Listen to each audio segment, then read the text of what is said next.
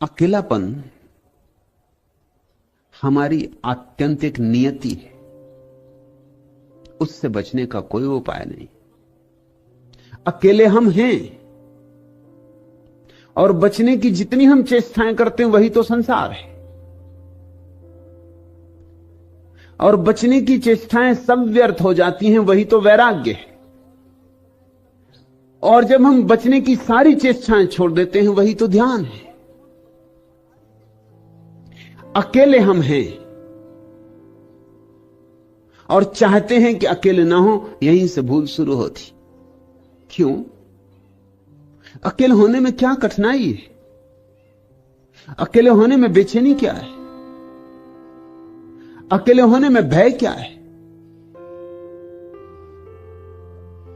अकेले होने में बुराई क्या है? अकेले होने में दुख तुमसे किसने कहा है? जानने वाले तो कुछ और कहते हैं।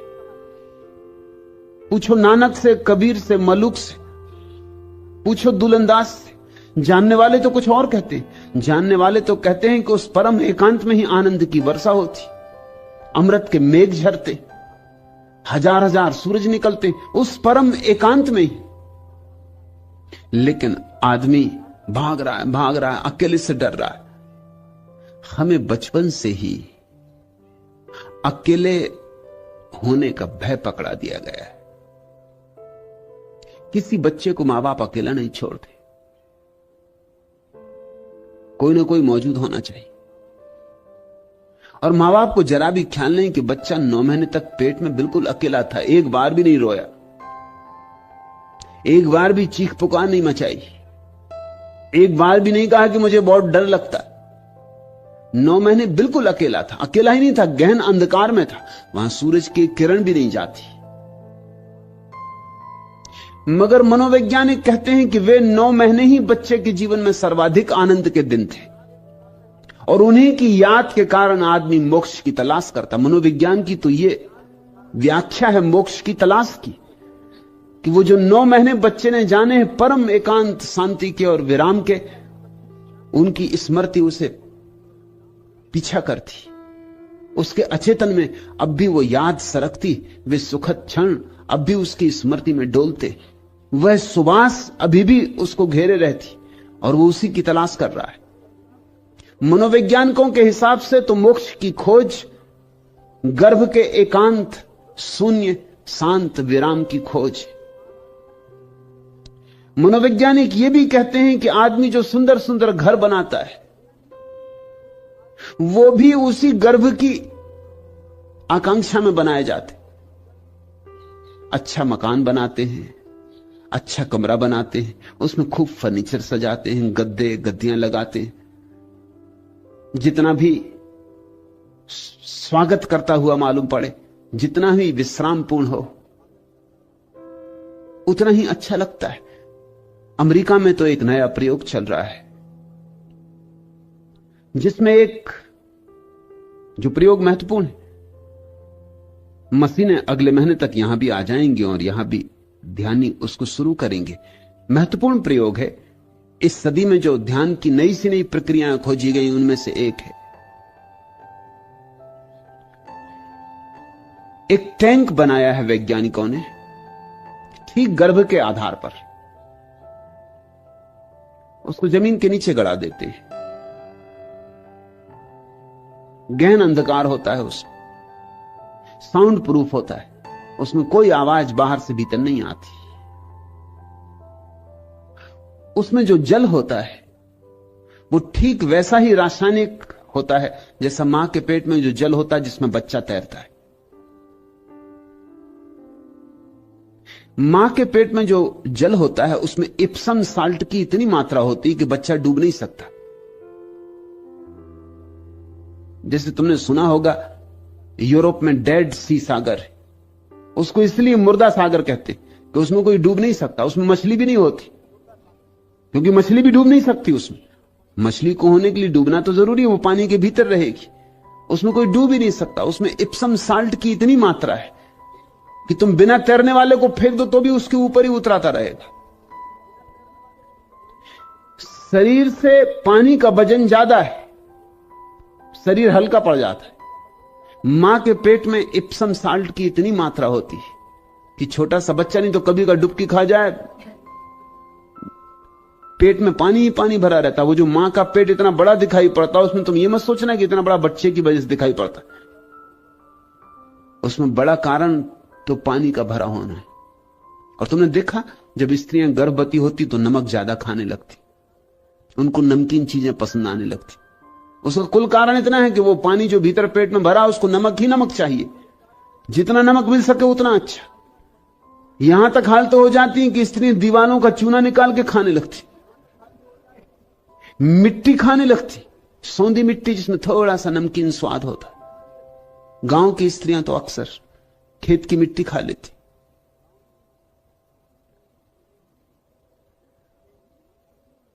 उस टैंक में ठीक उतनी ही मात्रा में रासायनिक द्रव्य होते हैं जितने मां के पेट में होते। उस टैंक में आदमी को छोड़ देते, उसमें तुम डूब नहीं सकते, तुम लाख उपाय करो तो नहीं डूब सकते, उसमें तुम तैरते ही रहते हो। और गहन अंधकार,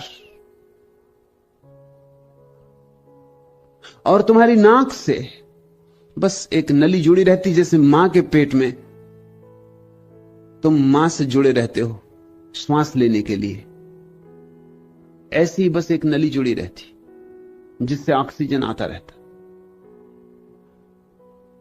इस टैंक में घंटे 2 घंटे रहने पर अपूर्व अनुभव होते, शांति के, शून्य के, देह रहितता के। उस टैंक का नाम ही उन्होंने रखा है समाधि टैंक। उनके लिए कोई और अच्छा मिला भी नहीं, पश्चिम की भाषा में है भी नहीं कोई और अच्छा नाम।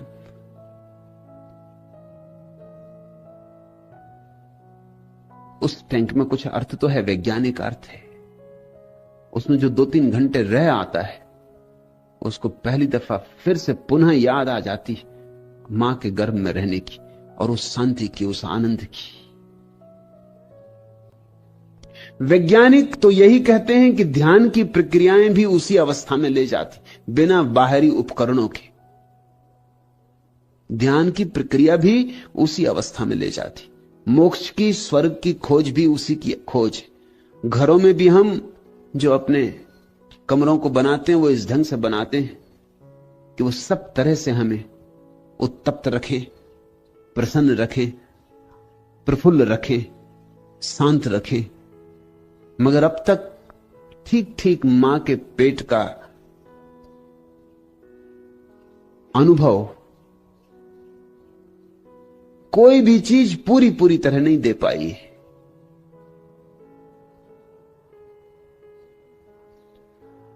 लेकिन मां के पेट में 9 महीने बच्चा अकेला रहता है, न तो भयभीत होता, न चिंतित होता, न सोचता कि क्लब चले जाएं, कि रोटरी के मेंबर बन जाएं, कि होटल हो आएं, कि ताश ही खेल लें, कुछ नहीं तो समय काटें, चलो फिल्म देखाएं, चलो गपशप करें पड़ोसियों से। कुछ भी नहीं, 9 महीने बिल्कुल सन्नाटा है। तो एक बात तो निश्चित है कि तुम स्वभाव से एकांत में रहने को बने हो, और स्वभाव से एकांत में तुम्हें रस है, कोई दुख नहीं। मगर पैदा होते से उपद्रव शुरू होता है।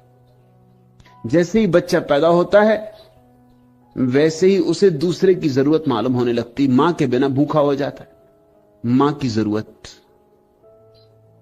मां के स्तन की जरूरत। इसलिए लोगों के मन में मां के स्तन की प्रतीक्षा जीवन भर बनी रहती। चित्रकार स्तन बनाते हैं, मूर्तिकार स्तन बनाते हैं, खजुराहो हो कि कोणार्क हो, बस स्तन ही स्तन।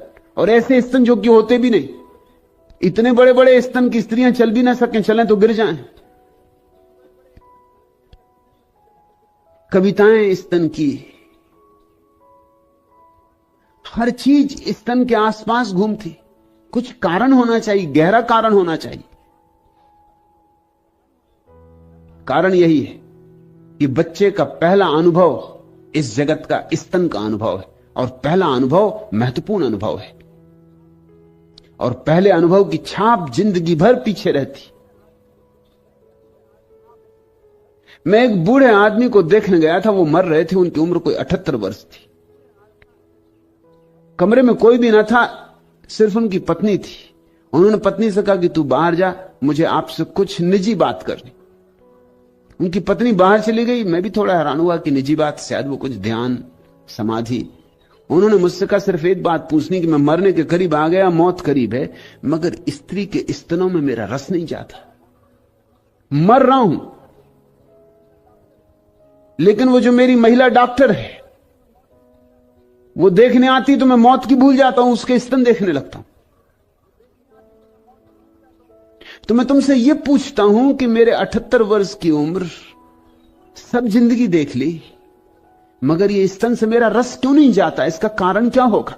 और मैं किसी से पूछ भी नहीं सकता। ऐसे तो मुनि महाराज भी आते, मगर उनसे मैं पूछूं तो वो बहुत नाराज हो जाएंगे। आपसे ही पूछ सकता हूं। मैंने कहा यह बात सीधी सादी है। सच तो यह है कि जैसे जन्म के समय पहली याद स्तन की आती, वैसे अक्सर मरते वक्त भी आखिरी याद स्तन की आती। जिन्होंने इस पर खोजबीन की है पूरब के देशों में, उनका कहना है कि मरते वक्त आदमी आखिरी क्षण में स्तन की याद करते ही मरता है, वही उसकी नए गर्भ में प्रवेश की यात्रा है। वर्तुल पूरा हो गया।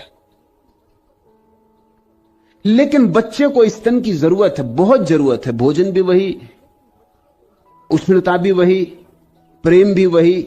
दूसरा मुझे आदर करता है, प्रेम करता है, फिक्र करता है, इसका प्रमाण भी वही।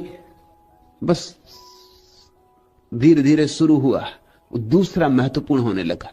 मां थोड़ी देर को नहीं आती, बच्चा पानी में पड़ गया है या पेशाब कर ली है और गीला कपड़ा हो गया है तो परेशान हो रहा है, दूसरे की जरूरत है। असहाय बच्चा दूसरे की जरूरत अनुभव करने लगता है। और मां बाप भी इसमें मजा लेते हैं कि बच्चा निर्भर हो। कोई जब आप पे निर्भर होता है तो अच्छा लगता है कि आपकी भी दुनिया में कुछ जरूरत है। जब बच्चे अपने पैर पर खड़े हो जाते हैं तो मां बाप को सच में अच्छा नहीं लगता। ऊपर से तो कहते हैं कि हम बड़े प्रसन्न हैं कि अब तुम अपने पैर पर खड़े हो गए, मगर उनका चेहरा जरा गौर से देखो, वो ये कह रहे हैं कि ठीक है, मतलब अब हमारी तुम्हें कोई जरूरत ना रही। ऐसे तो ऊपर से बच्चों के शादी विवाह कर देते, मगर भीतर से विरोध पैदा होता है। इसलिए सास बहू झगड़ते ही रहते।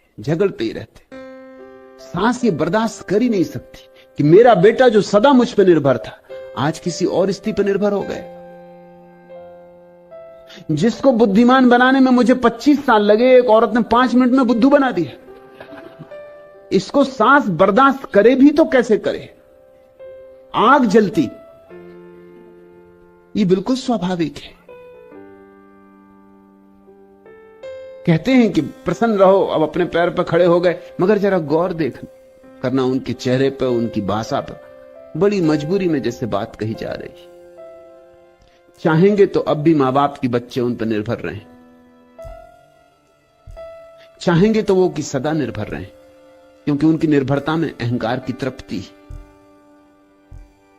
तो मां बाप पूरी चेष्टा करते हैं कि बच्चा निर्भर हो, हर चीज पे निर्भर हो। बच्चे ही निर्भर नहीं कर लेते, हम बड़ों को भी निर्भर करते। स्त्रियां पतियों को बिल्कुल निर्भर कर लेती। ऐसे ऊपर से तो ख्याल यही होता और दिखावा भी यही होता, और शायद पत्नियों को भरोसा भी यही होता है कि हम सेवा कर रहे हैं। वो पत्नी को माचिस भी ना उठाने देंगी, पति को सिगरेट भी ना उठाने देंगी, वो खुद उठा के सिगरेट लाएंगी, माचिस जला देंगी। वो इतना निर्भर कर लेंगी पति को कि 2 दिन के लिए पत्नी मार के चला जाए तो पति बिल्कुल असहाय, उसको पता नहीं कि सिगरेट कहां, कि माचिस कहां। मुल्ला नसरुद्दीन एक दिन खोज रहा है चौके में, पत्नी चिल्ला रही कि बड़ी देर हो गई, तुम्हें नमक भी नहीं मिल रहा। उसने कहा मैंने करीब करीब सब डब्बे खोल डाले, नमक का कुछ पता नहीं चल रहा। पत्नी ने कहा तुम अंधे हो, बिल्कुल आंख के अंधे हो, उम्र तुम्हारी हो गई मगर मेरे बिना तुम 1 इंच नहीं चल सकते हो। अरे सामने ही जिस डब्बे में लिखा है मिर्ची, उसी में नमक है। स्त्रियों के अब अपने ढंग होते कि लिखा है मिर्ची और रखा है नमक, ये उनका सीक्रेट कोड है। ये पति लाख सिर मार के मर जाएं, कितने ही शब्दकोशों में देखें मिर्ची, कहीं भी नमक नहीं। पति को